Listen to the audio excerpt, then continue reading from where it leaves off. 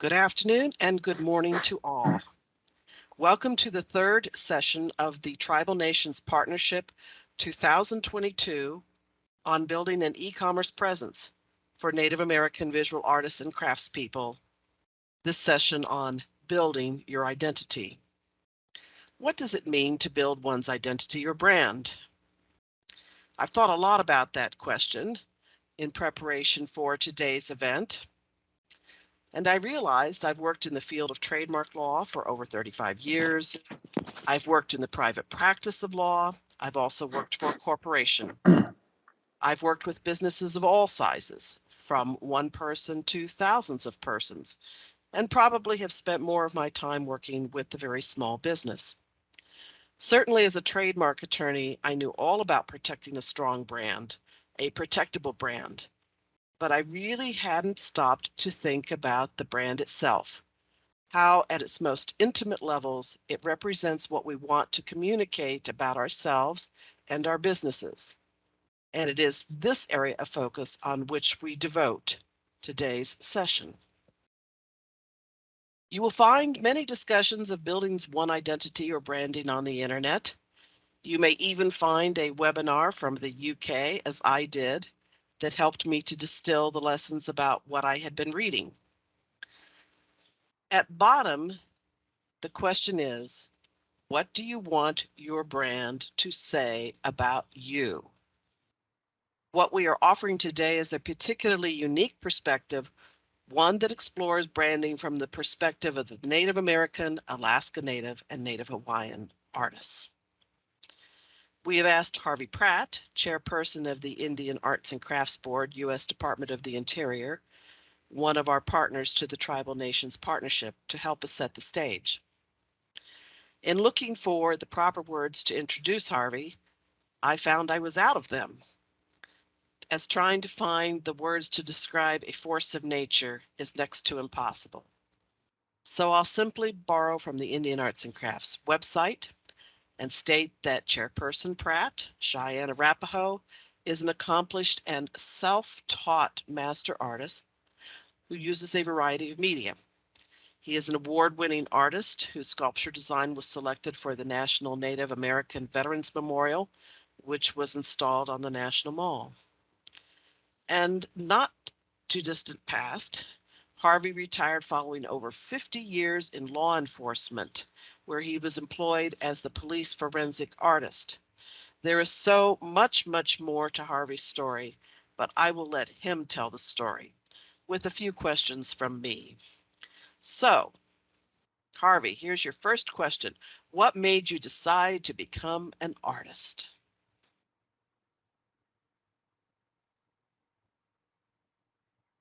Harvey, we need to unmute you. I can't hear a word you're saying. I'm sorry. I thought I hit the wrong button. Okay. I I like to give credit to my school teachers that recognized the fact that I had some talent as an artist, and I probably didn't recognize that myself as a young child. In the first grade, the teacher, Mrs. Jones, I remember her well. She said, "Harvey, you're very talented." My second grade teacher, Mrs. Wyatt, said the same thing. Mrs. Hurdy said the same thing. I got into junior high, and the teachers there wanted to know if I was related to Charles Pratt. She said, "Are you talented also?" So it was just was told all throughout my young life that I had some talent, and I don't think if somebody had told me that I would have even pursued it.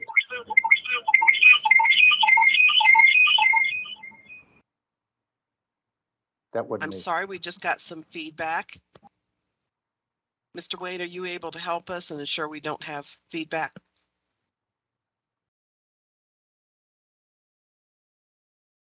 Continue on. Yes, Okay, please. all right. And I went to high school at a St. Patrick's Indian mission, and where I just lived there year round. And the priest saw me drawing one day, and he said, "Harvey," he said, "that's pretty good." He said, "Let me buy you some supplies," because we did not have an art class. And so he bought me some supplies, and I sold my first painting when I was a junior in high school for $90. And I thought, oh my gosh, I can make a little money doing this. I didn't plan on being an artist, and then I went to college, and I thought, well, I'm going to be an illustrator.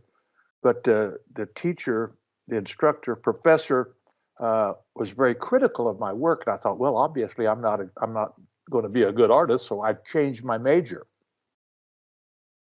And from that point on, I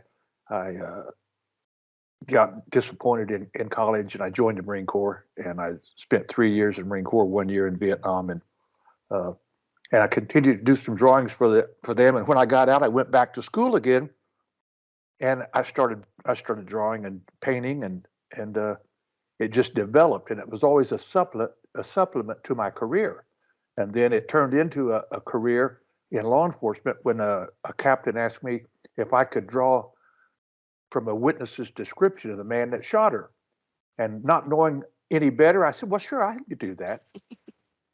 And I did, and we caught the guy. And I probably, if I had not caught that guy, I probably would have never done it again. But since then, I've done over 5,000 witness description drawings, 2,000 soft tissue constructions, 200 cranial facial reconstructions, age progressions, and I cleaned up photographs, and it just turned into a career. And so once I retired as the assistant director, they passed a law and made me the state forensic artist, and I spent another 20 years doing nothing but the art. And in the meantime, I was always doing art, Indian art, and I learned early on that I started to experiment with different areas. And after a while, I realized that as a Plains Indian person, I needed to stay in a Plains Indian feel, because you cross over into Southwestern art, and you don't paint the true things. You don't know the real stories.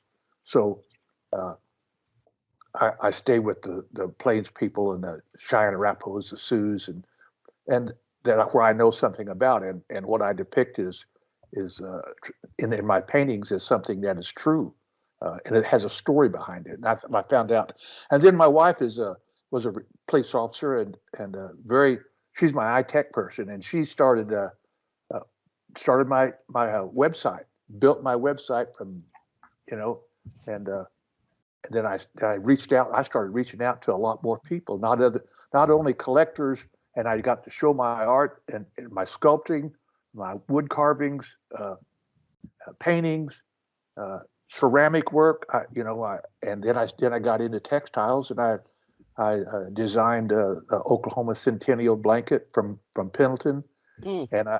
and I designed the plate, Oklahoma Centennial plate from Francoma in Tulsa area. And so before I knew it, I was doing forensic art. I was doing Bigfoot art, chasing Bigfoot. No, I don't chase him. I chase witnesses, and I was interviewing witnesses of what they saw. So I was into about 5 different areas. So we created a website and a menu. So if you wanted to know a background on me, you could go to my bio and see what books I'm in and what I've helped produce. And if you're interested in witness description drawings, then you could go to that website and it would show you. So mine had the various types of art and branding. So they were all individually catered to a certain group of people, and you just had to go look at the menu and pick the one you wanted. And I think that was the most beneficial to me, is that it opened a lot of doors for me as an artist that did a lot of things. And even Well, we haven't covered all of the things that you've done yet. How did you get into developing memorials? I as a veteran, I attended a couple of meetings when they were talking about wanting Indian people around the United States to have some input as to what the National Native American Veterans Memorial should do. And I I went to 2 meetings, and each time the director from the veterans group for the Cheyenne Arapahoes kept asking me to do something about it. And I thought, no, there'll be people from everywhere. And then he uh, he said, come on, you need to do this. And I said, well, let me dream on it. Now, I dream on a lot of stuff. I dream about a lot of things. It comes to me early in the morning. I work things out. And so I dreamed about it. And I said, how do you reach 573 federally recognized tribes from Alaska and Hawaii and mainland? Uh, and I said, you do it through ceremony.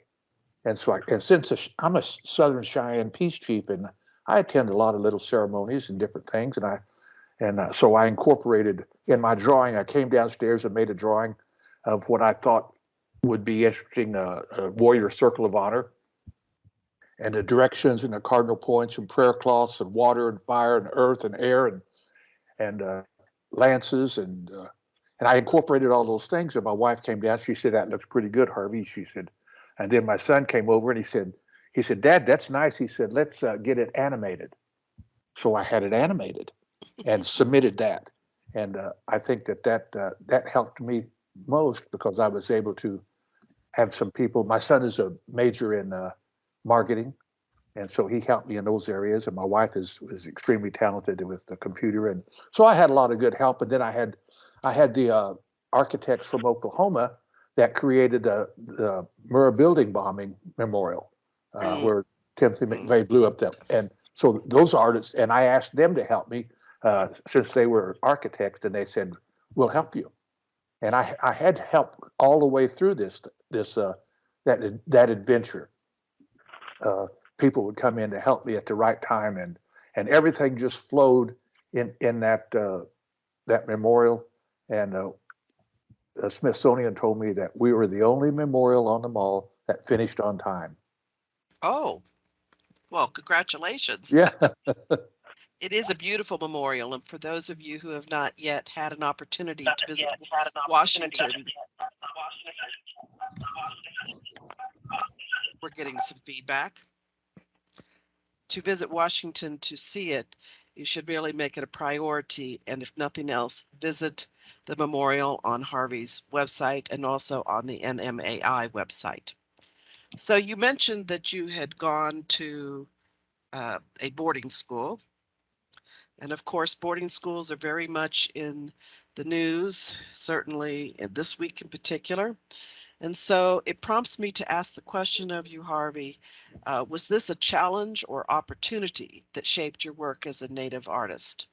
And what other challenges and opportunities have influenced your work?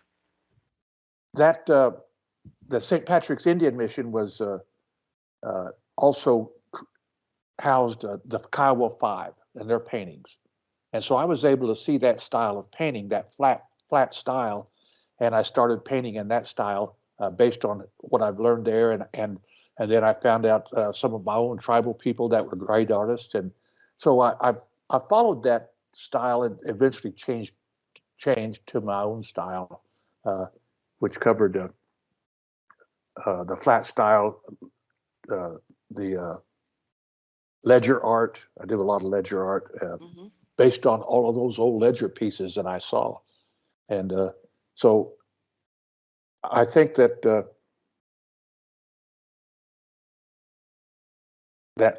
you evolve, and I think that I continue to evolve even to this day, and I think a lot of it is because of the website and how we can reach out and see people, and people can see what you do, and they can ask you questions, and you can become educated. I think that has made me a better educated, a little smarter about certain things because of the websites, and helped me to create other websites for uh, uh, other interests that I have besides just the art, and the books and so I belong to a lot of websites. We created one. We have 4,000 members, and I created one for the Cheyenne Peace Chiefs that is closed just to them so that they can share and talk about issues and things among themselves because of COVID, and we don't get to meet as often as we used to. So I think that that type of communication has uh, has increased our knowledge. I think websites have increased our knowledge and made us more powerful. I not only do I sell art, I buy art. from websites that people contact me and make offers of they want to sell something because they're going to downsize, or they're looking for something, or they want to know some history, or maybe someone got something stolen. And so I think that I've learned so much by having a website, uh, that I even people contact me and telling me they have a piece of my art, and they're downsizing, and would I find someone to maybe buy it from them? So I'll buy it from them and for myself and get my art back, because I have a lot of bronze works that the molds were lost, and so now I'm buying back some old bronze pieces, and I'm going to have them recast. Mm. You know, so So maybe we could take a look at your website, Mr. Wayne. If I could ask you to pull up Mr. Pratt's website so we could take a look at the logo, which has so fascinated me on that website. yeah, you see the logo up at the very top in that red strip. So could you describe to us what the logo is meant to represent? I uh, I initially, after I've been painting for a little while, I used the blue pony. I called it the blue pony, and I used him for a while, and then I got involved with some people that were native people that were talking about the crows. Mm-hmm. Crows are the ravens, and some people call them the little black eagle, and how smart they are, and how a long time ago how the crows would aid the camps and the hunters, and by alerting them if someone's around, and that they would show them where game was, and they became our little visitors, and I liked that idea, and I had a man gave me some crow medicine, and he said this will help you, it'll help guide you, and so I took that crow medicine, and when I got up the next morning and stepped out in my front yard, my tree was full of crows. I said, "Oh my gosh, this is something to this." So I said that I'll use that crow uh, as a medicine bundle, and where you put your medicine inside that crow's body, and you wrap him up. And some people wear them in their hair, some people just carry them. And I wanted this to be a medicine crow, so I extended his tail uh, to make him different from crows, and gave him a tail like a scissor tail, because a scissor tail is an Oklahoma state bird. And so I combined that, and I wrapped that black crow in that red yarn, red cloth, and that has been my logo for the last 30 years, 25 years. And I still I live out on 120 acres, and the crows come to my house every day, several times a day. So I watch them. They patrol my mowed grounds around the house. They walk around out there, and I feed them, and they they recognize me when I step out, or when my wife steps out. Those crows recognize who we are, and they come down to the backyard to be fed. So I have uh, I've had a great connection with crows over the years, and to me they're a special bird. They actually take care of my house, my yard. Well, I found your story about your logo very reassuring because I have had a very, very big crow who has been visiting me this past week. He seems to know me, or at least to know me before I ended up in quarantine. And I thought there's something he's trying to tell me, but I wasn't sure what it was. And so, in talking to you about your logo, it helped open my eyes to the special symbolism of the crow, which I had not fully appreciated before. So I'm afraid our time with you is drawing to a close, but I would like to ask you what words of guidance you have for today's Native artists in helping them to shape their own stories and brands. Well, I think that it would be to young artists' benefit to develop a website, and so that they can also get feedback. Uh, I think that we need to tell children that they have a skill, that they have a talent, they have a specialty, and that they should embrace it and pursue it. Because if we don't tell kids, they may never know that they have a talent. I just thought everybody did it. All kids had it, and so and so as a child, they might think that, and you need to tell them that they have, whether they can dance or sing or run or paint or draw or sculpt. I think we need to tell children that they have those skills and abilities and they should pursue it.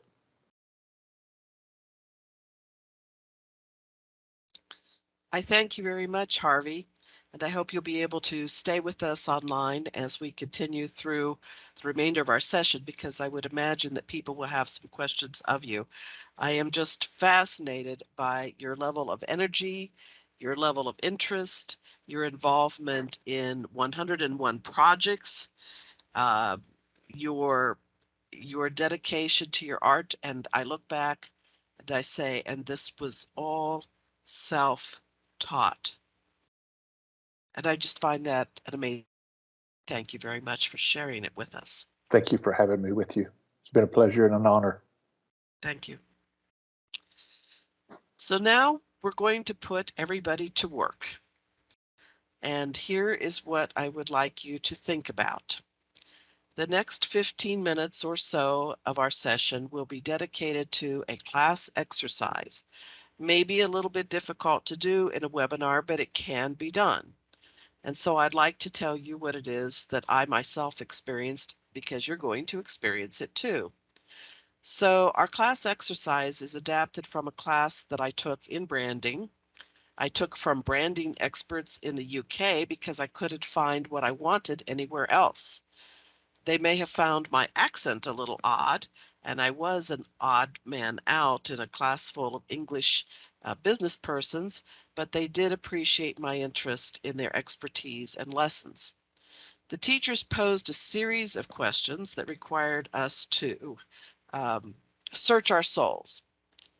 Search our souls is my words, not theirs, but it required us to search our souls for our brand identity. And in that process, I learned a couple of lessons that I'd like to pass on here, because it's influencing my own work as an attorney, as a policy attorney within the U.S. Patent and Trademark Office, and also in my work as a tribal affairs liaison for the agency.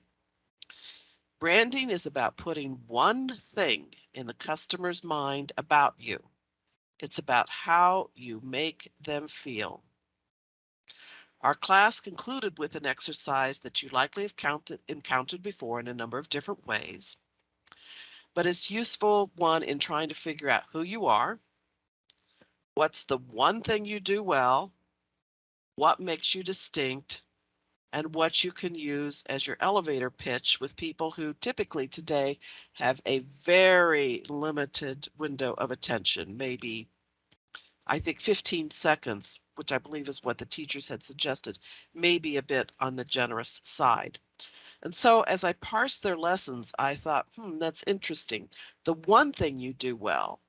The teachers stressed that it was not necessary to identify all the things you do well. Pick out one thing and do that well. And the teachers also emphasized uh, looking at what makes you distinct.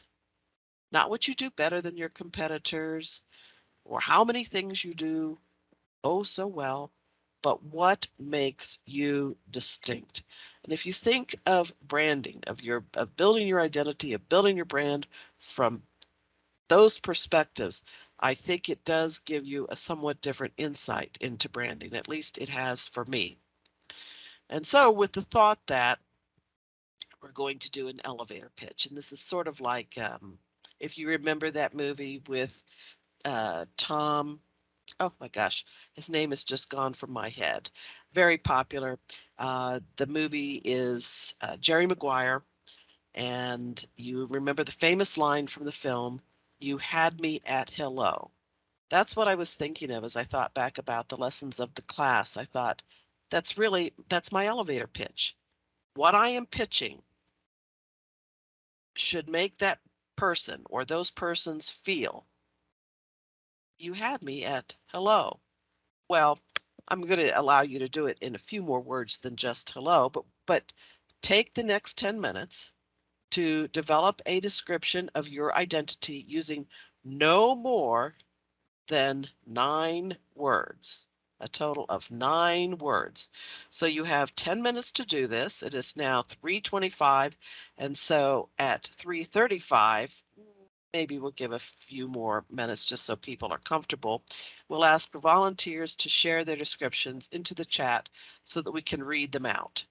And in case you think I'm asking for something that's impossible, I mean, I hate to give you this leg up because I think you'll be far more creative and maybe you don't need the leg up.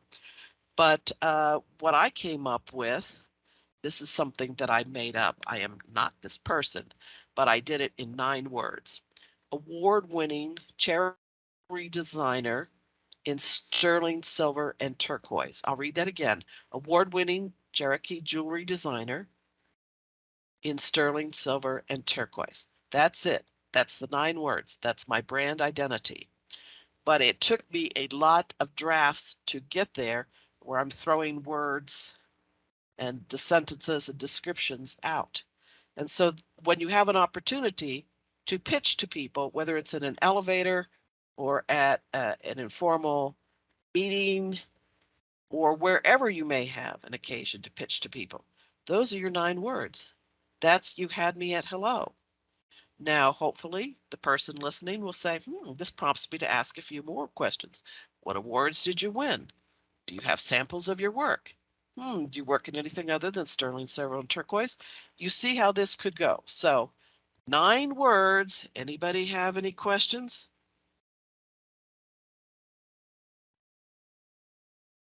Ken, do you see any questions? I do not see any questions. I have All not right seen then. any questions this entire time, so I'm wondering if perhaps questions need to be enabled in the chat. Mr. Wayne, do we have access to the chat? Oh, yes. The chat is open. All right, then I see the guests are on chat. And Skylar has indicated yes, they are. And so I'm sure she'll be one of our first participants. We're here. Okay, great. So everybody, let's get going. And at 3:40, we'll call for examples of your brand in 9 words or less. We'll see you shortly. While you're doing that, I'm going to go back up here. I believe Skylar was the first person to post her words. And I was wondering, Skylar, can you unmute your mic and tell us about your 9 words or less and how this reflects your brand as a sculptor?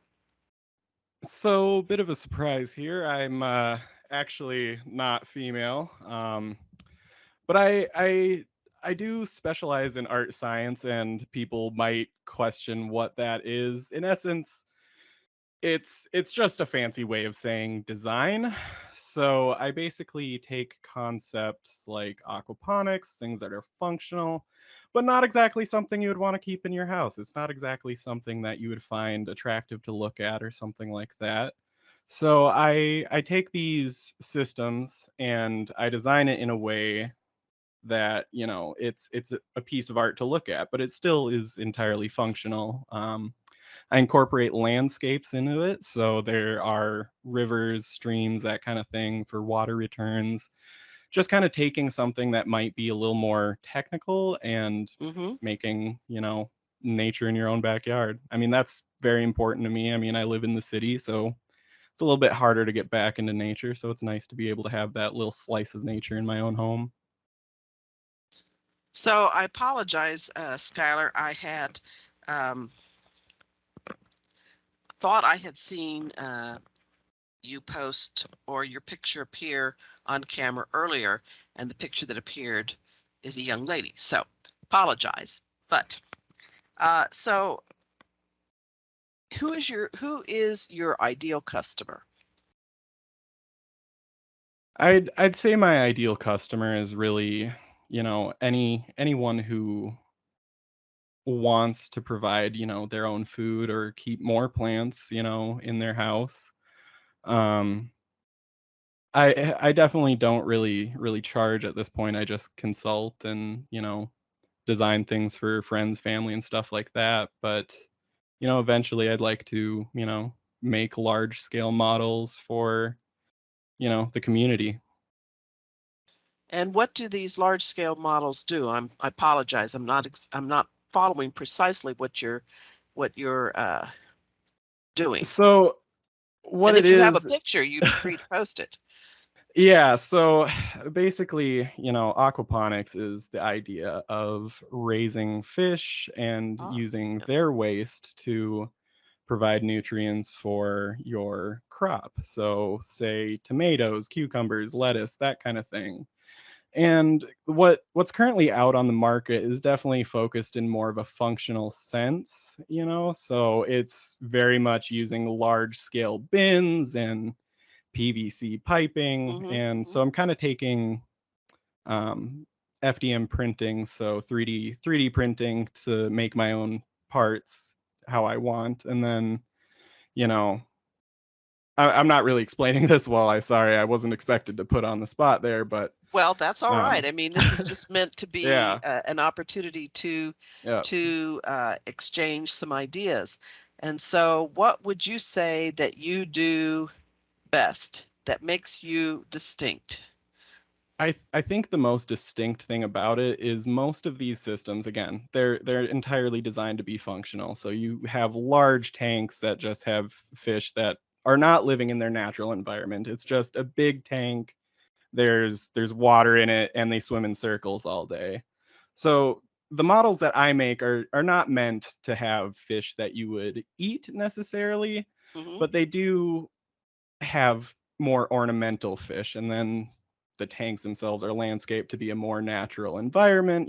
They're planted, they've got places to hide, places to exist, and then all that water is just filtered through a system and it all drains down. It drains into a nice little stream, which is sculpted. That's the part that I enjoy. I get Mm-hmm. to make waterfalls, I get to make streams, rivers. I plant trees in planted beds in this system, and it's basically like miniaturizing nature, but you can also grow food out of it. So it's kind of dual function. It sounds very interesting and very unusual, and I really thank you for playing along at home, as they say. Wasn't meant to put you on the spot, was just meant to help people better understand how you go through the building an identity, building a brand process, and I thank you very, very much. Yeah, of course. Thanks for having me. And I see too an old friend, Mary Beth Timothy is on the line, and she has done her 9 words or less. So, Mary Beth, I would ask you to, nothing like being put on the spot, but to turn on your mic and turn on your camera and share with us your 9 words or less and how you came to them. Mary Beth may be having some difficulty with her camera or her mic. So I'll turn for the moment to Gail Chihak. And Gail, I was wondering if you could unmute yourself and turn on your camera and tell us about your 9 words or less. This is Ken. I see a note here that Gail had left the chat or no longer had access to the chat from a few minutes ago, so she might not be available. Thank you.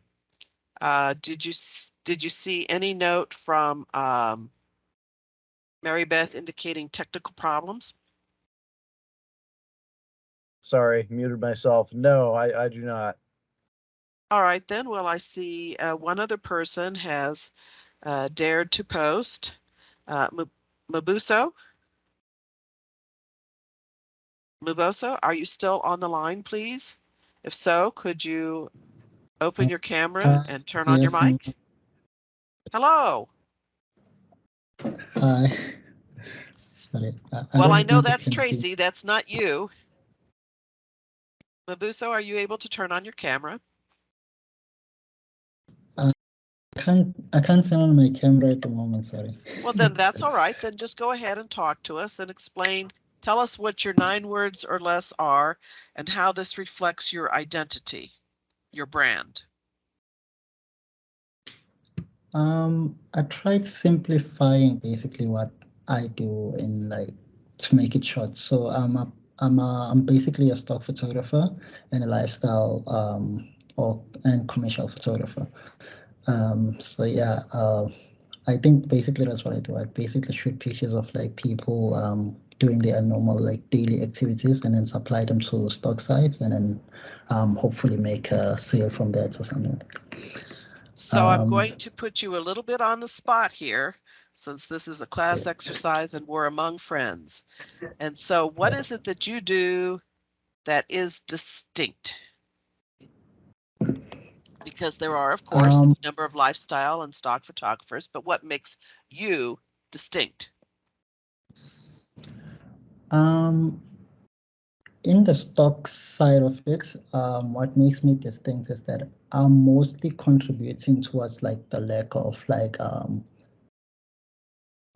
African or Black people among stock photography. Like say if you are looking for a person drinking coffee, like there's a high number of like there's more images of like Caucasian people drinking coffee. Like there's a bit of like lack of like diversity, not in terms of like the people in the picture, but like in terms of like the numbers are just not equal. So I'm just like contributing as much as I can, doing my part as a photographer. And then in terms of like lifestyle and commercial as a photographer, basically what makes me distinct, I think I'm very good with like softwares editing, so like lighting, using all camera formats like from film, digital, and large format cameras as well. So your 9 words or less doesn't really capture those aspects of distinctiveness that you just shared with us. And so that could be an important part to add to those 9 words or less, that you're adept at all technologies. I'll try and add that. It's just meant to be a suggestion, and I very much appreciate, excuse me, you're playing along. So Susan, I took a stab at it. 9 words is really hard, but I'm happy to share what my stab was if you like. Go right ahead. Go for it. Okay. So I'm a Cherokee jewelry maker that uses beads to highlight aspects of Cherokee culture.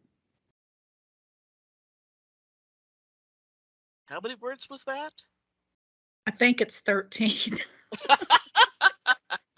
Like I said, getting things down into 9 words, I'm like, oh. It's hard, but read it to us again slowly. I'm a Cherokee jewelry maker that uses beads to highlight aspects of our culture. So what makes you distinct? So I think what is making me distinct as far as where I'm selling at is that I am able to tie a story from our culture or some aspect of our culture to every piece that I create. So whenever people are buying my jewelry, they're not buying necessarily just like the necklace or the earrings. They're actually buying the story that those beads represent. And the beads may be like the type of beads, like if I use Cherokee corn beads, or it may refer to the color of beads that I use or the configuration that I put them in. So for instance, I have a necklace that I make that represents the 4 colors of the 4 directions according to Cherokees. And within that necklace, I use a pattern of 13 black beads, or I'm sorry, 17 black beads, because black is the color for West, and that is the direction our people had to travel on the Trail of Tears. And I use 17 beads in that pattern because that is the number of groups of Cherokees that traveled to Indian Territory. So now that we know, and by the way, this necklace, I can't quite see it on the screen, but is this an example of The necklace that you are wearing today, is this an example of? No, this is not. This is actually a gift for me being a speaker. So this is a gift um, from a native artist in California. So this is an example of one of my necklaces. And so you can see that I have the 17 Yes. beads representing the groups. So the color for West, I have the color for North, South, and East. And then I use the Cherokee corn beads, which have a legend behind them that wherever coming on the Trail of Tears, wherever one of our people cried as their teardrops hit the ground, a Cherokee corn bead plant would spring up. So every aspect of like this necklace has something tied to our culture. So now we know what makes your work distinct. We know how very, very special it is. You used a lot of words to convey that, and so we had, a 2 or 3 minute conversation for you to explain that. Read us your 9 words or less again to see if it captures how very special your work is. Okay, so I had written, I'm a Cherokee jewelry maker that uses beads to highlight aspects of our culture. It's warm, but it's not quite there yet. It doesn't show how very special you and your work are. Well, I'm afraid we have come to the time to switch to our very last part of our 2-hour session, and my voice is giving out, so I think that's a good note on which for me to end. But I am about to turn the program over now to another member of our partnership, Lynn Wilson, who is with the Indian Dispute Resolution Services, which also is the founder of the Acorn Project, providing providing resources for Native American small business. I thank you very much. I'm sorry we didn't get to everybody. And I do see too that there are a number of people who have offered comments and suggestions to you, Lynn, so you'll want to check out the chat when you get a chance.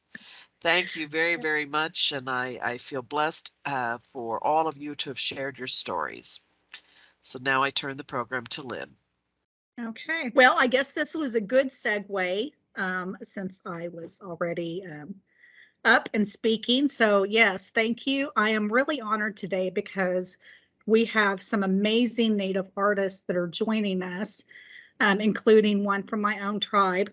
So I'm very happy about that. So if I can ask Tom, Christy, Tracy, and Shane, if all of you could turn your cameras on, and then I'm going to ask our technical person if you could please make sure that those people are highlighted so that they are on screen. I would appreciate that.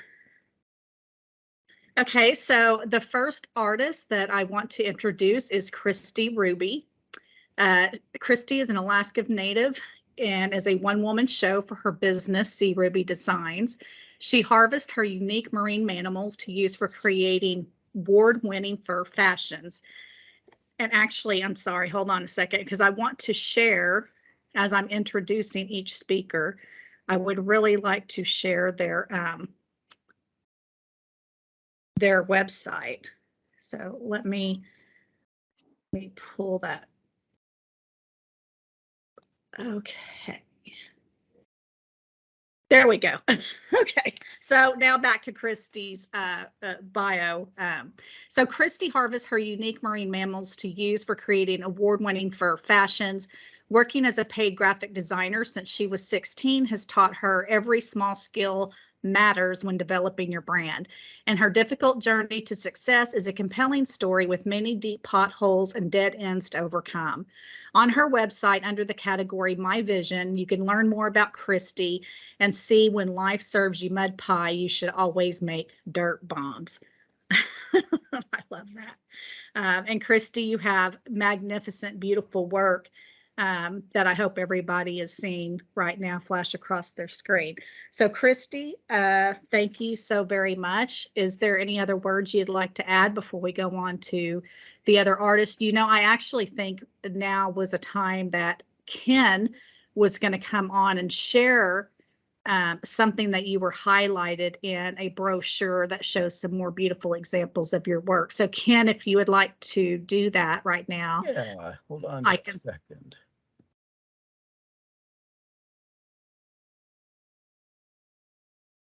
So the Indian Arts and Crafts Board last year, I believe it was, although we're all losing track of time, produced a brochure on Alaska Native sea otter products.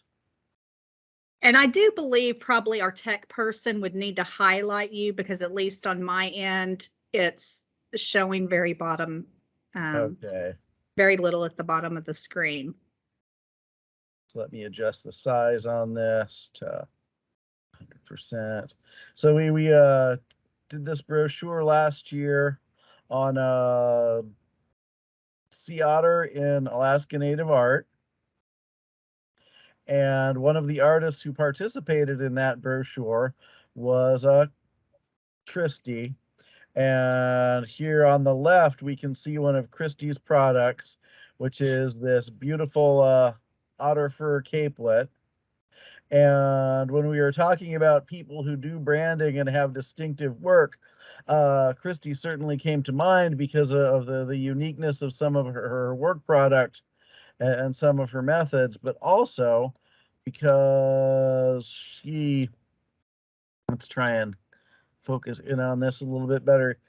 I can't really highlight it here, but she carefully tags the items that we had seen. So she has a C Ruby Designs, I believe it says,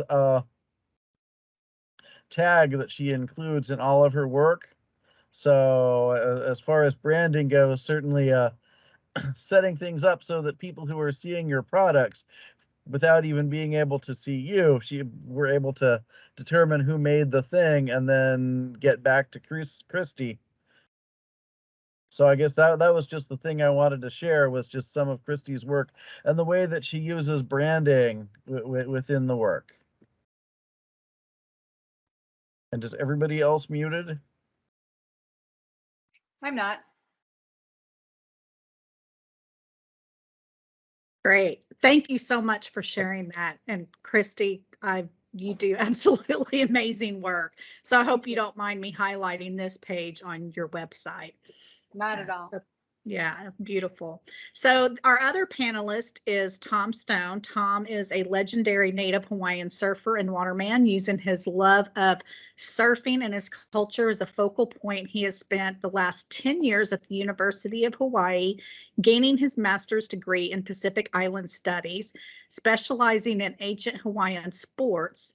He is credited with single-handedly revitalizing the sport of Hawaiian sledding, a century-old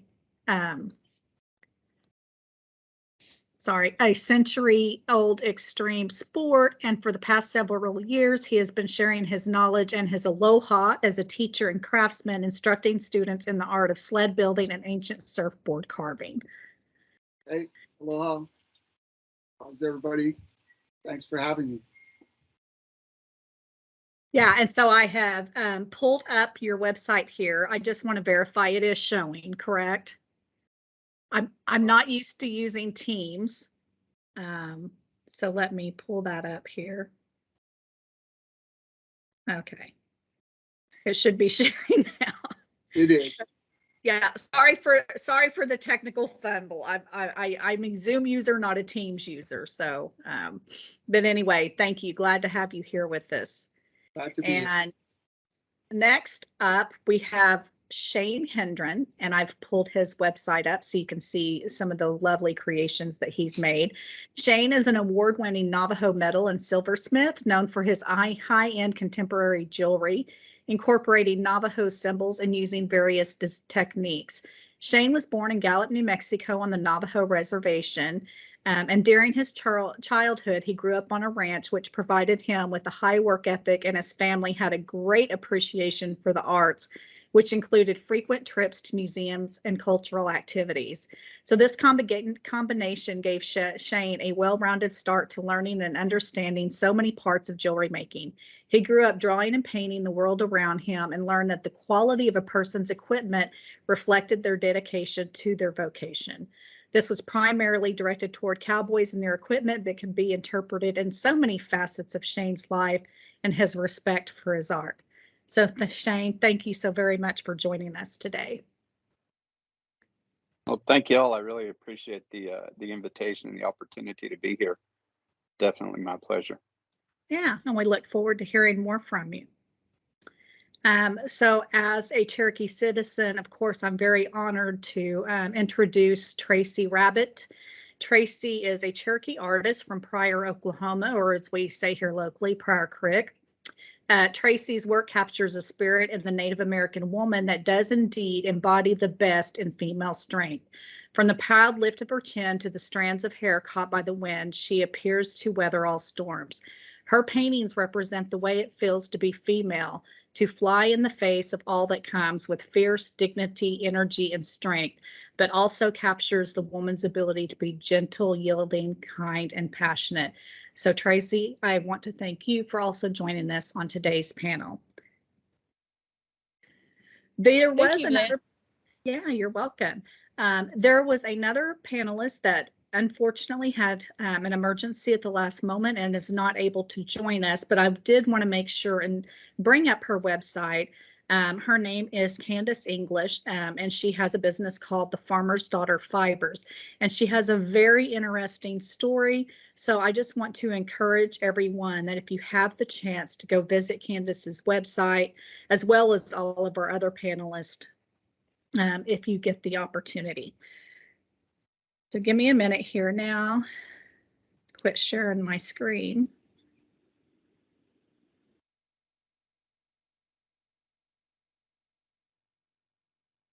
Okay, and we'll go ahead and get started with our panelist. And so, you know, we just went through this exercise, which I'm not sure I'm glad I volunteered for. But Susan took everyone through this exercise, and so she thought it would be fun, since we went through that exercise, if maybe you guys could share in 9 words or less how you would define your brand or identity as an artist. So Christy, if you want, we can start with you. Yes, I am an Alaska Native innovative fashion fur designer. That's very good. And sorry, I won't put anyone on the spot, so I'm just going to let y'all volunteer if you want to. I'll go ahead.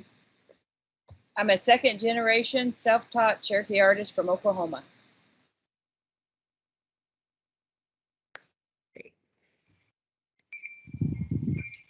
I'll go next. So, carrying on the traditions of my ohana or family. Very good. Very good. I guess that just leaves me. Well, yeah, I didn't want to put anyone on the spot, but now you're kind of on the spot, Shane. The one that I use most is I'm an internationally collected award-winning Navajo jeweler. Right. Yeah. Well, y'all got it down pat, don't you, to the 9 words or less. That's great. Thank you all so much for playing along with this. So, you know, I have some questions that I want to ask, and the way that I'm just going to do this is I'm going to pose the question, and as our panelist, you know, if you feel that you have an answer to the question and want to share information or knowledge with the audience, then I'm just going to allow you to do that without calling on each person, because some of my questions may not be relevant to you. So the first thing I wanted to ask is, how does your Native heritage play a role, or does your Native heritage play a role in your identity or brand as an artist?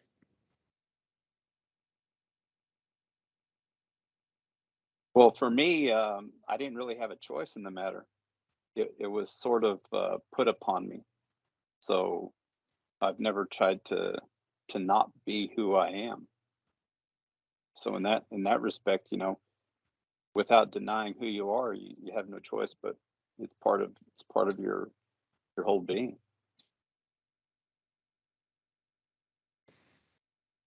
In my actual job, only Nazca Native people can handle sea otter or seal, so they can only hunt. So I have no choice then to deal with it with being native and stuff. So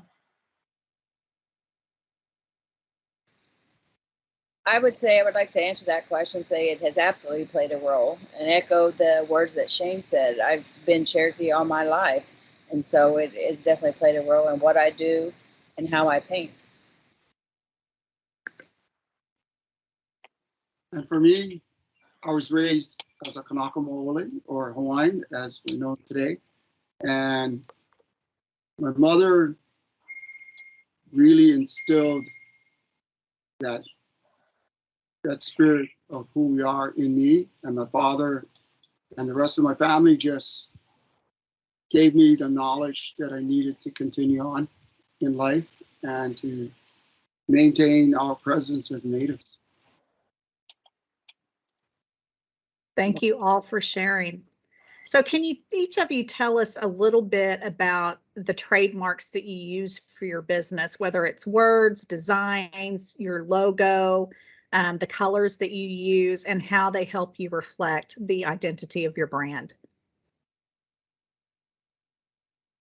Well, for me, it's I've been doing this professionally for over 30 years now. And growing up ranching, you grow up with a brand. In our family, we've got a half a dozen of them that are over 100 years old. And so you always have a brand. But when I was in college, I read this article about a guy named Ralph Lipschitz. And Ralph Lipschitz was a tie salesman. And when your name is Ralph Lipschitz, it's hard to sell ties. So he changed his name to Ralph Lauren and came up with an RL logo that everybody in the world knows now. And so with that little bit of knowledge, I designed a hallmark that is on all my jewelry, which is an H with an S and an R inside of it, because my name's Shane Robert Hendren, and it served me well over the last 31 years or more. Great. You know, I don't think I knew that about Ralph Lauren. So that's very interesting. So thank you. mine is distinguished by I'm the first person to ever dye white sea otter. So my trademark is mostly or recognized white sea otter and colored sea otter. So a lot of people know me by unique colored sea otter. And that's by like the colors that you use in your, because I noticed on some of your designs, like that some of the sea otter fur is different color, like maybe pink or something. Is that what you're referring to? Yeah, I have turquoise and red and burgundy and purple, and I'm the first person ever in the U.S. to actually dye sea otter. So it took a long time to do, and took a while to convince tanneries. Well, there's only a couple tanneries left in the U.S. that do garment tanning anymore. It took a lot of arm twisting, but that's what I was known for, is the innovation of actually coming up with the idea of dyeing and tanning different colors of sea otter. So it makes it pretty cool. I'm coming up with gray right now, a dark gray, so I can do 3D looking art. Oh yes, that'll be fabulous. Anyone else? So for me, with the last name Rabbit, it really wasn't too difficult to come up with the logo. But I will share the first logo when my dad was here with us and he was alive. This is the one. I don't know if you can see. It was a rabbit that he would draw. And so we used it for many years. After he passed, I had to reevaluate how I was going to brand myself.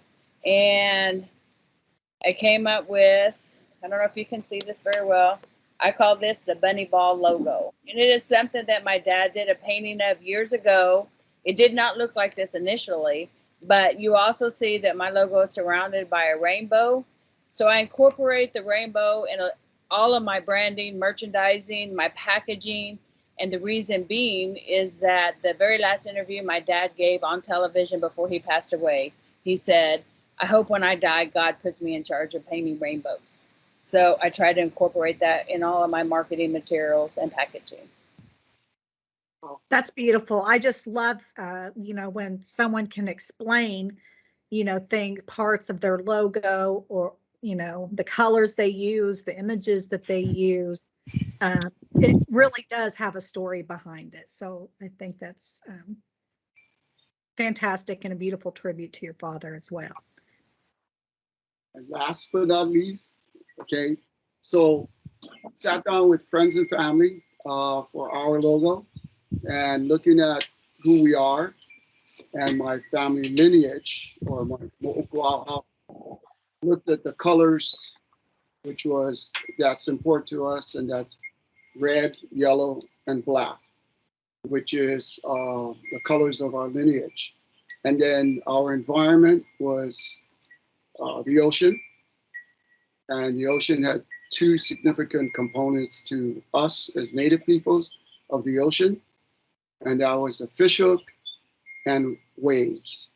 Waves is what we use to drive us forward in our great migration from being land people to becoming ocean people. And so we incorporated that to the final components. And so I have two logos. One is the Hawaiian Islands with the fish hook going through it in those colors. And the other is the Hawaiian Islands with the wave breaking sort of over it. And that was just to show that our migration has never ended. It just was our waypoint that became significant to us as Native peoples, which is what our knowledge is all about, and our ancestral spirit that keeps us moving forward and keeping that knowledge alive, rather than just allowing it to become, in essence, museum pieces, to be a living people, which we struggle at here in Hawaii a lot. So that's where my place comes from. Thank you. Shane, do you have anything to add before we move on? No, I mean, like I said, coming from a ranching background, we literally brand everything, our cattle and our horses and everything else. And, so we've been branding forever. Thank you. Okay. So let's talk a little bit about how you built your brand identity. Did any of you hire professionals to help you create some of those brand assets, whether it was your logo or whether it was someone to help you create your website? No, not on this end. It was just straight through family, and we just thought it out and planned it out, and it took my son to come up with the right format, because hey, it's their world today in technology. So we've stuck with that. Yeah, I kind of agree with Tom. I'm sorry. Go ahead, Christy. Yeah, I was just going to let Christy know she was muted. Sorry, I got lunch delivered, so I was muting my request. So what was the question? Sorry. The question was, as you were developing your brand identity, did you hire, any kind of professional help to help you develop a logo or help you build a website? No, I did not. But what I did have was I had a lot of customers that were always asking to see photographs and stuff. So I started incorporating the photographs into my website and my logo designs and stuff, using a part of that, especially when I was hunting. People always want to see the hunting photos, and some of them really want to see them and some of them don't want to see them. So I have to use discretion. But I did not hire anybody. I actually am a graphic artist by trade, or commercial artist, so it really helps. But I do help a lot of people find their brand or find what makes them who they are, the why. So. And something interesting too, Christy, that we had, I think, talked to you about a couple of days ago, that we also noticed you have your label that you put on your designs. Yes. Because there are, like some Native people that are, artists that are, a fashion designer or something, and sometimes those labels aren't there. So you get a piece and you're like, you don't, remember the person that it came from, or, maybe it's handed down and they don't know, but you do a very good job of making sure all of your items are labeled with your brand. Actually, it took me a while to find somebody to print my label. That was the biggest issue. Was I've gone through several of them, and then I found one that was just excellent, and they did a beautiful job. And so I'm not sure if we can plug who we recommend. Is that okay to say? It's okay with me if Susan has a, if it's not okay, Susan can peek in and say no, but I would say Yeah. go ahead. So you're not attempting to plug anybody. You're just saying you were asked, who did you use? And you said, I used so-and-so, and it was a positive experience. Right. Dutch label is awesome. When you print, you have your graphic design, they'll look at it and they go, you want it like this? This is what it's going to look like. They'll send it back saying, hey, this is your sample. This is what it looks like. And I'm like, yes, perfect. Because sometimes a couple labels, you print out what you want, you say the size, and then they expand it in or do something weird. I've gone through several $100s of bad labels. So Dutch label is awesome. They're really good, and the prices are decent. And you do really need to put a label on everything you do somehow. Thank you, Christy. So Shane, I'm going to go back over to you because I know that you were starting to say something. So we'll go ahead and go to you next. So as far as my deal goes, because I'm working in precious metals and different things like that, I actually have laws that I have to comply with. So if I'm going to sell something and tell the buying public that it's sterling silver, it has to be stamped sterling silver 0.925. If I'm telling them it's 14 karat gold, it has to have the stamp of, it has to have a permanent marking that denotes what the metal is. I also used to sell a significant amount of jewelry in England, and so far as I know, I'm the first and only Navajo jeweler that's registered with the English customs houses, where they put the stamp on it. When you send it over there, it has to go through their assaying process. They have to determine that it is what you say it is. And so my hallmark of the S and the R inside of the H is actually registered with the British Hallmark Office. And so from time on immemorial, my mark is registered in England with them. So that whole hallmarking process and on jewelry, at least, there's a lot of laws that are applicable and denote what you can put on jewelry and what you can't, and what's required if you're going to say that it is something or it isn't. I think that's very good information for sharing with everyone, so thank you. Tom, do you have anything to add before we continue on? No, not really. I'm just enjoying it. Oh, that's right. What you had already mentioned. I think I asked this question. You had already answered, so I apologize. Okay, so let's talk now about your business being online. So to what extent is your business online? Can each of you kind of tell us a little bit about, if you sell your art online, what platforms you're using? Perhaps you're integrating social media, whether you're selling on social media or whether you're kind of using it as a way to connect with potential customers. So I would like to say one thing, Lynn, real quick, because I didn't get to answer that question for you. Is that okay? Oh, yes, please. Okay. So as far as the logo, no, that was all done by myself and my dad in-house. But as far as the website, I do feel that it was initially I took a VOTEC class because I thought, well, I'm going to design my website. I want to know how to do every aspect of my business. I learned real quick that it took, number one, too much time, and my time was better spent growing my business and doing my art. So I did hire a professional. I've gone through 3 different website designers so far, and I think right now pretty happy with the one that I have. Although she is in California and that can be sometimes difficult to get things done, she has designed the website where I can come in on the back end and update and add products to it as needed. That's good. And I think it's really important for, I think it's great that you can turn some of that over to somebody, but then still have access to your website to get some of those things done so that you're not having to wait on someone else's schedule. Thank you, Tracy. So I'm going to go back to the question I asked a minute ago about how each of you are selling online, what platforms you're using, and how you're using social media as an integration to reaching more customers. Go ahead, Christy. I started with Etsy first and was doing really well on there for quite some time, for like 10 years, until they banned my products because they're considered an endangered species everywhere else but Alaska.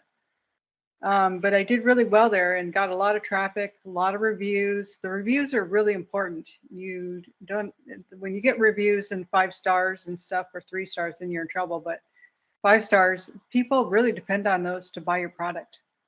So they read those, they read all those. And then I went to, started doing a website that was just information. And then I've known a few web hosts called like Big Cartel. Those are ones that if you want to pay $10 a month, you can sell your products pretty easily, they have nice templates. And then I ended up going with GoDaddy and paying quite a bit of money for that, but it's worth it in the end because their services are pretty good. The only downside to them is that when you buy multiple items, they can't quite get the shipping right. So I have to reimburse people for their shipping costs. But that's where I started, and I do all my web work because they have templates. And if not, it wouldn't be too hard to hire somebody to actually put all the input in that you need to have done, because their templates are pretty easily readable. Thank you, Christy. And so do you use social media at all? Yeah, I have actually. I'm pretty much on every platform you can think of: Instagram, Facebook, Pinterest, LinkedIn, everywhere. You want to get your name out there everywhere. So you try to, even if you don't babysit it, and upload a lot, you still want to get yourself out there. And I do sell on my website. So that's the best thing. I actually do a lot because I live remotely on an island in the middle of Alaska. So you can't just come to my store and buy something, and it's hard. So people shop online, and you really want to be descriptive. You want to make it easy for someone to buy from you, and that's the goal. So I'm curious, whenever you're using social media, do you sell anything like direct on social media? Like, do you post something on social media, say Facebook, and someone can buy from you direct there? Or do you push people to your website or to your Etsy store? Well, there lies the problem. Facebook won't allow me to sell my product. It's an endangered species. So they won't allow me to sell in the marketplace any of my products. And that's their loss. But I do redirect, and I put my website up there, and they can go to my website and buy. Plus, when you buy from my website, in about a week, you get an email to post a review. And when you get a review back, the more reviews you have, the more people want to buy from you. So that's really important. So you want to direct them to where you want them to be. Make sense? It does. Thank you, Christy. Tracy, I'm going to go ahead and go over to you so you can explain a little bit about how and where you sell online. Okay, so I use most of the major platforms, mainly my website, but I do have 2 different places on Facebook, of course, under Tracy Rabbit, and then I also have a Bill and Tracy Rabbit page. I use Instagram. I'm trying to get better at Instagram. It seems like I wish there were 5 of me where I could get everything done. And I tend to be a little bit of a control freak because I want to know what's going on all of these platforms, but it does take a lot of time. So I'm looking into maybe hiring somebody way younger than I am that's more in tune to what's going on with the younger generation, and to help me with that. I have sold on Etsy. Of course, I took your class on how to do Etsy, but I will have to say I have neglected my Etsy site horribly. So I would say mostly on Facebook and Instagram, and then direct people directly to my website.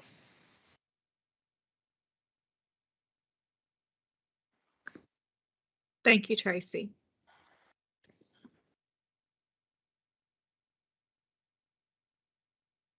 I'm hoping everyone can hear me because for some reason I've lost sound on my end. But Shane, if you can hear me, would you like to talk a little bit about how you sell your products and online? Sure. Yeah. Well, thank you, Lynn. Anyhow, I've had a website for at least 20 years, I think. And like Christy, I use GoDaddy as my host because they have a very easy store option. I've essentially been sold out though since the beginning of the year. I sold out at the Herd Museum, and up until now, all I've been doing is building orders for customers. The majority of my work is orders now. People specifically order things that they want. I don't sell directly on social media, primarily because the social media crowd typically is a much lower price point than what I sell. Most of my work starts in the thousands of dollars, and when you're talking about like what Tracy's talking about, where you're going to choose to spend your time, my time is better spent at my bench and not maintaining social media. Um, I have a way for people on my website to contact me and send me emails, and I get dozens of those every week that are inquiries about orders and stuff. And because the kind of work that I do, and the investment that people are making in it, um, it's different than a lot of other people because I'm not just making a quick sale. A lot of people will want to develop a relationship with me over time, which happens now via email. Since I only do 2 shows a year now. I only do the Herd and Santa Fe Indian Market. I've cut out a lot of other shows um, because of what I said. I'm focusing my time and my energy where it needs to be. And so my client base will contact me via social media, and I'll answer all their questions, and we'll work through the different ideas that they have and the things that I'm willing to do and the materials I'm willing to use or not use and all of that stuff. And so it takes a considerable amount of energy just dealing with individuals, but that all now happens you know via email essentially. And it's important when you're because everything you send in an email is contractual as well. So if they agree to something within an email, you have a written document that shows what you have agreed to and what you haven't. Um, so it's important to understand those aspects of it as well as how you describe your things on the internet, because anything you text is admissible in court, and anything that can be taking a photograph is admissible in court. I haven't had issues, but I know other artists that have that. They've put stuff on the internet that it's not untrue, but it's hard to prove, so to speak. And so you have to be careful about what you're putting out there into the public world. Um, it's important that what you're putting out there is something that you can stand behind if somebody should challenge you on it at some point. But as far as the sales part of it, um, I'm blessed that I have people that want my stuff, and they'll find me to get it. Tom, how about you? How do you market on the internet? Okay, I'm glad you took the first shot at that, because I live on a flight path for the military helicopters, and just when you were speaking, here comes a helicopter over me, headed to their zone. But it's the same as you. What I create, what I make is very high end, and it's usually high end individuals that seek me out. I don't use any online sales platform because we're a nonprofit. Kanalu is it's an educational organization, and being, in a sense, exerting my nativeness, I refuse to accept any grants or funding or any kind of monies coming out of the government or anything else. Everything we produce goes to supporting our educational efforts in our cultural way to maintain, that knowledge within the generations to come. So my significant other, Anne, who's my wife, she captures me in stages and uses social media to put it out there in my work, because I don't have time to do that, just like you.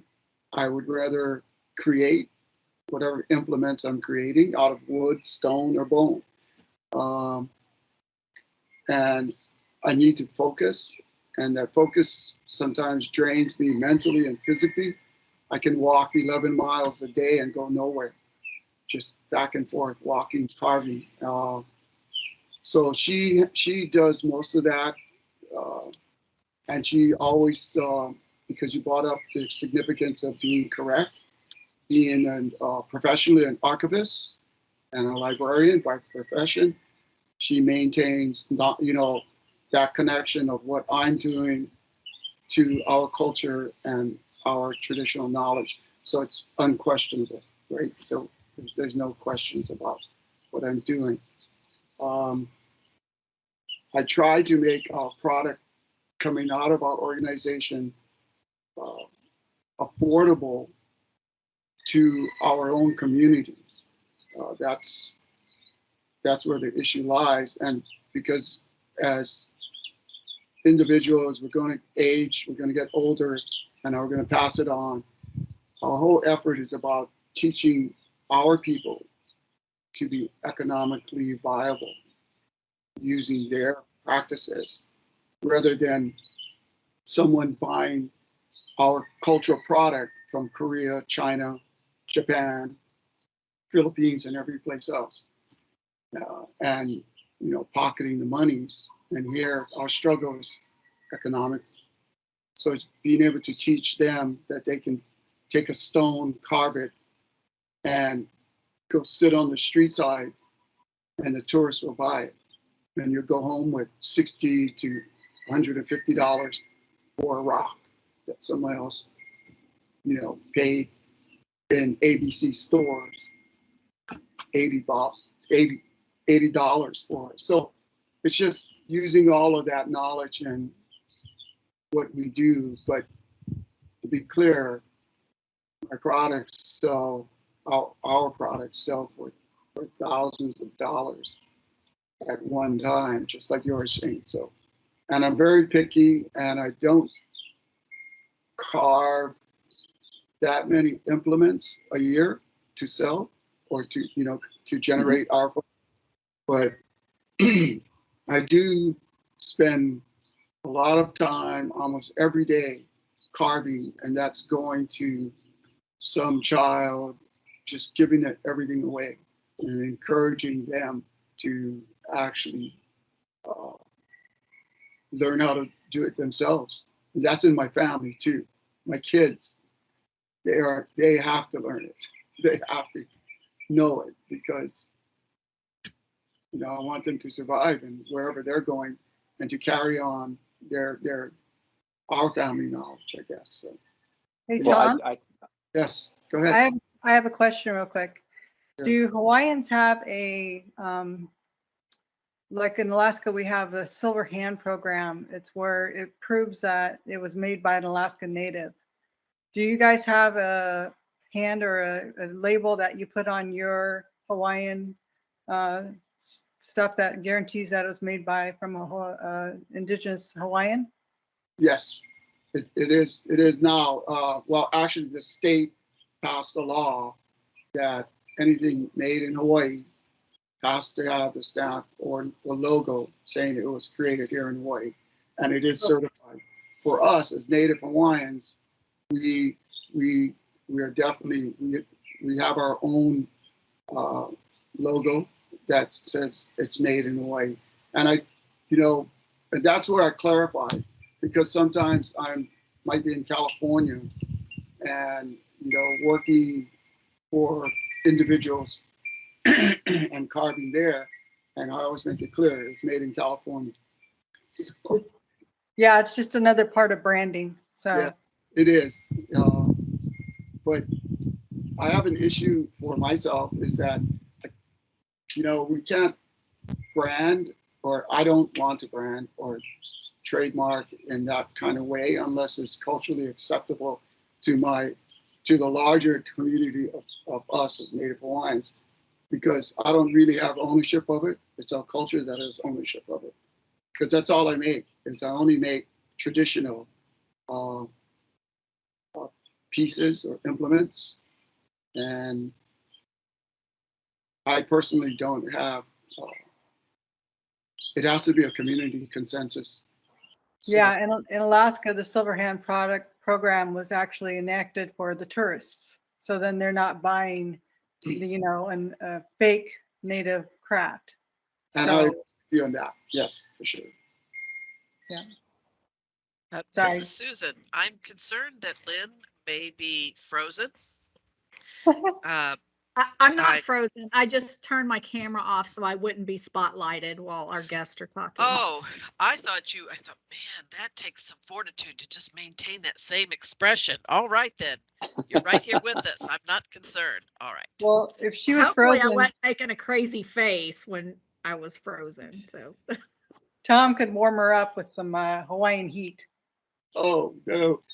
We're getting ready for a storm right now. So I was, if I mute us, it's only because my awning and the winds are getting stronger and stronger here, because we have a small front coming through, and it's going to get windy.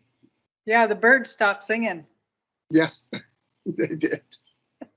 I wanted to, since you guys brought it up, when it comes to marketing and everything, Tom is working with traditional designs and everything, things that are owned by his indigenous community. And then Christy brought up the Silver Hand program in Alaska that really protects the purchaser, ensuring that they get a genuine product from an indigenous person in Alaska that's making it and everything. And these are the things that you guys are talking about are really significantly different than most other artists, what other artists have to deal with around the world, because not only are you holding responsibility for being an artist and producing good work, but you're also, and I want to highlight the fact that Tom brought up, his kids are going to learn this one way or another, because, that happens in our families as well. Everything gets passed down. Hopefully they maintain it and continue it. But I know I have friends from Alaska as well, and I know that you guys have a strong tradition of subsistence living. And it's not just about collecting furs and things like that, but it's about sustaining your lives. And I'm curious, from both of you, because you come from two distinctly different places, but you're really doing the exact same things. And I think that's something that people need to understand better, if you can sort of elaborate on that, because that's an entirely different background than mainland natives experience for the most part. Okay, so what's the question exactly? So as far as the Silver Hand program, if I understand you correctly, that's to protect the consumer. That's ensuring that the consumer gets something that's produced by a native Alaskan, correct? Yes, it is. And it's also it helps to, because we have so many tourists in the cruise ships, and so many tourists, they all want to come to Alaska, but we also have a lot of people that make, we have Asian and descent type that are making totem poles right now, and they have Native people paint them, and they still classify them as Alaska Native made, which is not true. So we have a lot of just fakes here in Alaska, and so that's one of the biggest things that the Indian Arts and Craft Board is working on, is to verify and make sure that the people that are fake are not getting away with selling products that are not truly Alaska Native. And we have so many of those people. We've had plenty of busts of people here and shops closed down for infiltrating Alaska Native people. And that's a lot of revenue that's being taken out of our pockets because people sell knockoffs. Well, that's a, Yeah. I mean, that's a good point that, you know, that's made, because it's exactly what we do here, because what the state law did was actually that anything made in Hawaii can have the label saying made in Hawaii. It has nothing to do with our Native community. But what's unique about that is what we've done is we've just gone back to our original name, which is Kanaka Maoli, and we use our community to specify that it is, you know, Native made, indigenous made, because we don't use Hawaiian, we use Kanaka Maoli, which is our actual names. But what's unique about what we do out of our organization and what we're trying to do with the generations to come is to realize that if you maintain the uniqueness of it all, that's what sells to the world. You know, the world wants that indigenous uniqueness, that it's made by the hands of an indigenous person, no matter what they're making. And there's a connection to their traditions. Like Shane works with silver, I mean, he works with metal, which is, you know, thousands of years old kind of thing. And it's the same for what I do here, because we needed all those various materials, whether it be stone, wood, bone, you know, so we've worked with it for thousands of years. And I think all of us do that. You know, I mean, yeah, on the cruise ships, they're actually plugging to look for the silver hand, where when you go to Shop Native, to guarantee that you are buying from an Alaska Native, they promote buy silver hand products. Yes, but here in Hawaii, to be honest, we're not considered natives. Oh. You know, I mean, there's a speak of it, but if you look in the U.S., you know, federal laws, we're not actually considered natives. We're not. We're not. Well, as the one of the federal employees online, I would like to jump in here just to clarify something. I understand what Tom is saying, and I cannot disagree with him. But I can tell you, for example, that in tribal consultations, Gina Raimondo, our Secretary of Commerce, has made it very clear, and I personally feel very strongly about this, and have worked with, am working with representatives in Hawaii to ensure that Native Hawaiians are always included in consultations and are very much a part of the work that we do as federal government employees. And Ms. Raimondo stands behind us on that. So, and I know it's an issue. I know it's a sticking point, Tom, and I'm very sorry about that. I did want to ask a question, if I could, Lynn, since we're in our last 15 minutes, and I think you're going to open for questions generally. Yes, go ahead, Susan. One of the things that a number of you have discussed is, and I'd like to pull Harvey in on this as well. So, is what do you do for the next generation? How do you ensure that children will carry on the traditions that you've worked so hard to continue, or in some cases to renew? What are you planning to do there? And I'm going to turn first to Harvey, because I know he's planning to do some things. So I'm going to put him on the spot.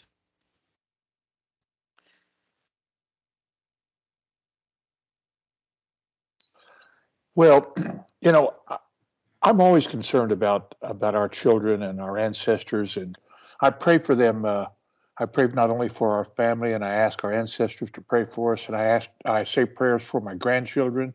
I say prayers for the children of my grandchildren, that they'll have a happy life and they'll know where they came from. So I really think it is important that we think about the future. We think about the future of our culture, and we need to protect those things. And as the chairman of the Indian Arts and Craft Board, we've been fighting counterfeiting and for a long time, and in the last 3-4 years, we've been fairly successful about stopping counterfeiters that are doing things that are taken away from the livelihood of our native artisans by selling cheaper products that are made to look like Indian made or native made, indigenous people. And so I think it's important that culturally you teach your children where they come from, so that they understand. And I think that is really a big product that we need to manufacture and work at and educate our children about traditions and ceremonies, so that they will continue those things. And that's one of the things that we as Shine Arapaho and Sioux people, Native people, we pursue that. But there's a lot of distraction among our children. There's a lot of distractions among our children, and they have a lot of different ways to look at it. So you have, we really try to promote our societies, our cultures about who they are, rather than belonging to gangs and things like that. We try to promote our societies, which are to be respectful and humble about certain things. So it's, I think it's everybody's responsibility to be mindful of all.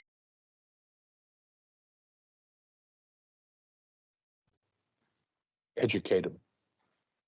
I hope. Thank you. Did anyone else have any comments they would? I have a quick comment to kind of circle back to what Tom and Shane and Christy were all talking about as far as selling your work as authentic. I do know on my website, I have documentation. I have my tribal citizenship papers and all that on my website for anybody to view. And then also on all of my packaging and my gift line and things that I sell, I always put, I don't know if you can see right here, my Cherokee census number as well as my dad's, to prove that it is an authentic Native American made product in the United States. So I feel that that's very important for any artist to follow up on that in accordance with the Indian Arts and Crafts law, that I am a citizen of a federally recognized tribe. So that's all I wanted to say about that. I think it's important. And Tracy, it's very relevant to the branding topic that we're speaking on today, because that is part of your branding. Yes. Yeah, Tracy, you and your dad, Bill, I think were the very first ones that started branding and recognizing. When you started doing that years ago, nobody else around here was doing some of those things, and you were in the very forefront. You and your dad. Thank you, Much respect for that. Thank you. Appreciate it very much.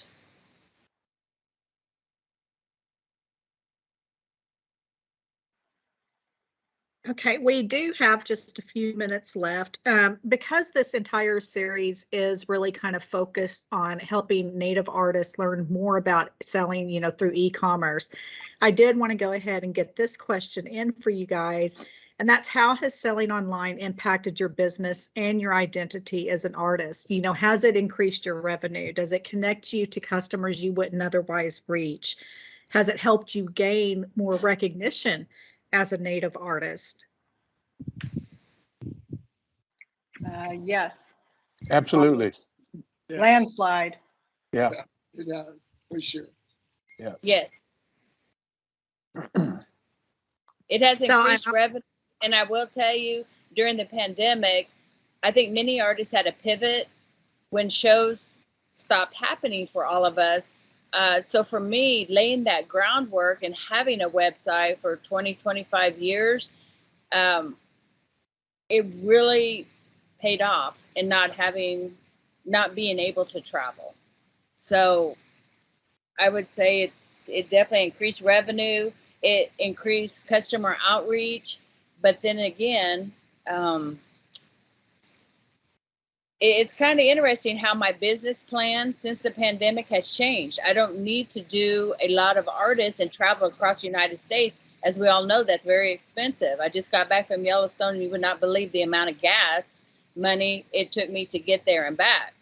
So I think that having an online presence going forward from the pandemic is crucial. It's very important. It's imperative for any artist, young artists coming up. But they are growing up with the online presence, where for me, the World Wide Web was not even available when I was in high school. So I feel it's very important. That's the first question people kept asking me when I was doing booth stuff and everything, and I'm doing fairs. Do you have a website? Do you have a brochure? Do you have a website? Do you have a brochure? Do you have email? And so I had to come up with a website so I could answer them yes. I think it's important that you put an investment back in your products, where you use good photography and you do brochures and you put some money back into what you're trying to do, so that just like Shane said, he has to stamp his things with so much, and Tom was talking about a helicopter flying over him. They were flying over me about the same time. I've got a big air base just to the south of us, and they got a lot of helicopters, man. They fly right over my house. And I'm 30 miles away from that air base. Well, I'd like to say something real quick. Like Harvey was saying, that it's important, and Lynn, to brand ourselves. But as Native peoples, when I was growing up, I was taught to not brag about myself. Right. And within this world of social media, you can have no better cheerleader than yourself. So you have to have those marketing materials and the email and the postcards and hand all of those things out so you can direct traffic to your website. So I know that has been difficult for me to navigate, especially since the passing of my father. I could be the biggest hype person for my dad, but since his passing, that has been probably a struggle for me, is to promote myself in a way that does not come out as bragging. That's one of the issues that I have a problem with too. It's just how far do you take it? And when does it become bragging? I'm kind of upset that social media has not advanced far enough to where we have more platforms that talk about artists or highlight special artists or Native artists. There's, like the Santa Fe market, I know they're trying, but they could advertise every day, put an artist up there and they'll link to their website, and say, hey, check out these people and then come see their booth and blah, blah, blah. And I know that they got their hands full and they're limited on their staff, but still a little bit more, somebody to just do PR for us all the time would be great. I mean, and why aren't more artists sharing other artists' websites and saying, hey, check out this woman's stuff. She's really cool. I mean, they brag about stupid stuff like Johnny Depp going to court, who cares about that? Who cares? This guy's just a loser anyway. So why don't we promote good people and good artists? That's the only thing that drives me nuts is that we have all this beautiful platform and then we're wasting it. And, like Shane, are you going to Santa Fe? Yeah, I'll be at Santa Fe. And you need to email me your booth so I can come meet you in person and say hi and see your stuff in person. And same with you, Tracy. Are you going, Tracy? Well, then yes, I will be there. We need to connect. Yeah, we do. Lincoln 712. Lincoln 712. Okay, you're right next to my girlfriend. Yeah. I'm right under that cottonwood tree where I've been for at least 10 years now. And I'm on Lincoln 747, East Lincoln 747. And I'm on San Francisco Street, I think, FRN 315. So. Cool. Now, I do know, Christy, that for me personally, I do on my Facebook page, I do promote other artists. When I see they're having a show, I share. So I think it all starts with oneself. You're absolutely correct. We need to hype one another up as much as we can. You know what? Important. One of the best things I ever did was on my business card. If I have the front of the business card, on the back side, I have a little bio about myself and things. And that really, a lot of people are struck by that and will call my numbers that are on the front page of my business card. Mm-hmm. Yeah, but we need other people talking about us. Yeah. It looks so much better. Well, Christy, I have an Airbnb property and I have Cherokee artwork throughout the house. And in my house book, for every piece of artwork, there is a link to the artist's website, a bio about the artist. So I try to make sure, at least when someone stays at my rental property, that they know exactly what the artwork represents, who made it, and how they can get it for themselves. That's good. And it's starting to change too, that galleries are starting to represent the artists instead of rip off their tag and then mark their own price on it. That's usually what happens here in Alaska. We get flushed and nobody knows who made it or whatever they take the art. But now it's changing. Slowly changing. Galleries are giving us a little more respect. So, well, we're are almost out of time. Yeah, I'm sorry. Who was that speaking? that was me, and I was going to say we're out of time because we could go on for another hour. I still have a whole bunch of questions that I didn't even get to, but I did want to, before we close, I want to know if there's any words of advice any of you have for other artists, especially those beginning artists on, how they can develop their brand and their identity and, their importance of selling online. Go ahead, Tracy. I do. My advice to a young up and coming artist is to keep it simple. I think many times, so in the beginning, I'll just tell you real quick, it was Rabbit Studios, and that's before the World Wide Web. Well, who knows what Rabbit Studios? Do we sell rabbits? Do we raise rabbits? What do we make? So as far as keeping it simple, just using your own name, Tracy Rabbit. All a person needs is Tracy Rabbit or Bill Rabbit. They're going to Google that name. They're going to find me. So as an artist, don't make it complicated. Don't have some long name that nobody knows what that is. Rabbit Studios is a perfect example of that. It did not work. When we tried to do our website in the beginning, Bill and somebody had bought the domain billandtracyrabbit.com. It took me 7 years, and I would check every year for that domain name, and I finally got it and bought it. So for years we were rabbitstudios.com, which really made no sense in the branding aspect. So I would say keep it simple, to the point, so that people can find you.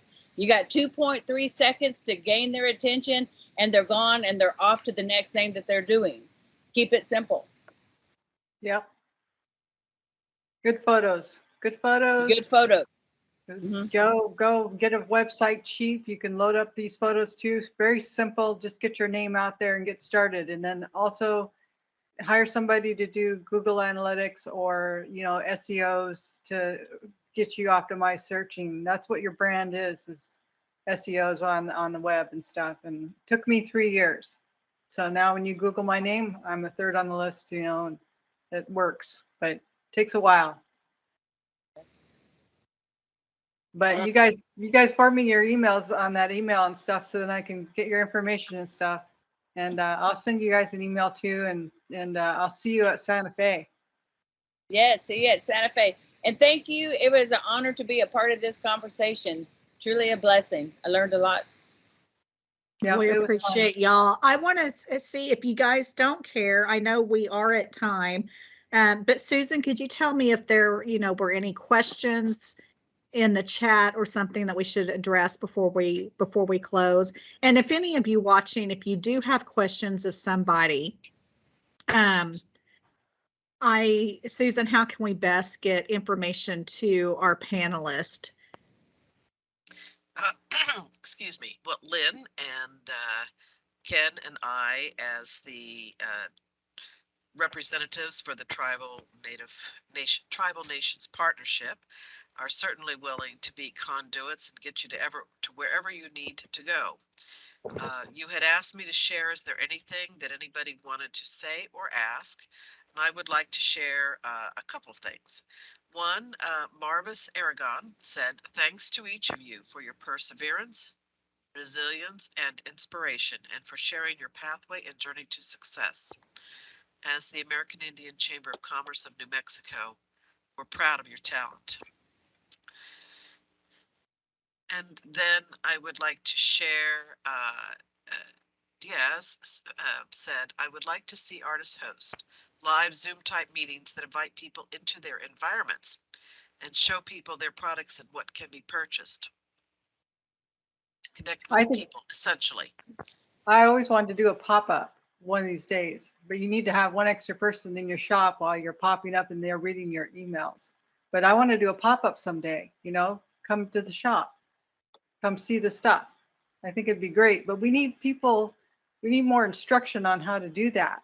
So, you know, do a pop-up, you know, so it's limited on how to do that with artists. So, I really do appreciate your making these observations, Christy, because one of the things as the Tribal Nations Partnership we're trying to figure out is, should we do this again next year, 2023, and what should it look like? And so the more suggestions we get from people who say, here are some things that we really need, all to the better. But I've come to the end of my talking, so I'll allow you to take it from here, Lynn. All right. Well, again, thank you everyone for joining us. I tried to put my email address in the chat and it's rejecting me, but my email address, if you do have a question and that you would like to reach out to one of the panelists, I'll try to make that connection. My email address is Lynn, LYNN, at idrsinc.org. And, you know, we'll try to hook you up, you know, if there's something particular that you need to ask one of our special guests today. We are continuing, as Susan said, this is a year-long webinar series. So we will be hosting this webinar again, different topic, on June 9th, which is on a Thursday. So same time, same place. So I hope everyone signs up for the next webinar as well.